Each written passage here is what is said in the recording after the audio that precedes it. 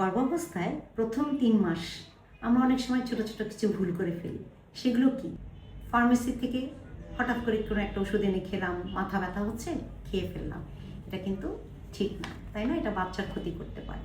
প্রথম ৩ মাস বাচ্চার মস্তিষ্ক ডেভেলপমেন্টটা হয় বেশি, যার কারণে আমরা ওই সময়টায় ফলিক অ্যাসিড খাবো এবং পুষ্টিকর খাবার চেষ্টা করব। জাঙ্ক ফুড খাবো না। পেঁপে এবং আনারস, এটা কিন্তু একটা সার্টেন এনজাইম থাকে।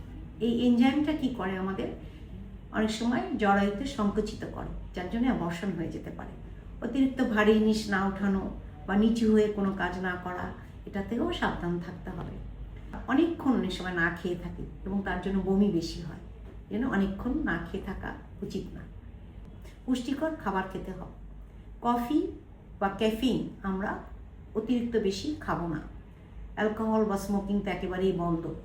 এই সময় খুব বেশি গরম পানিতে গোসল করা বা সোয়ানা বাত না নেওয়া ভালো। কোনো মানসিক চাপ আমরা নিব না। আর যদি হঠাৎ করে কখনো তলপেটে ব্যথা হয় বা সামান্য কোনো ব্লিডিং দেখি, তাহলে অবশ্যই ডক্টরের শরণ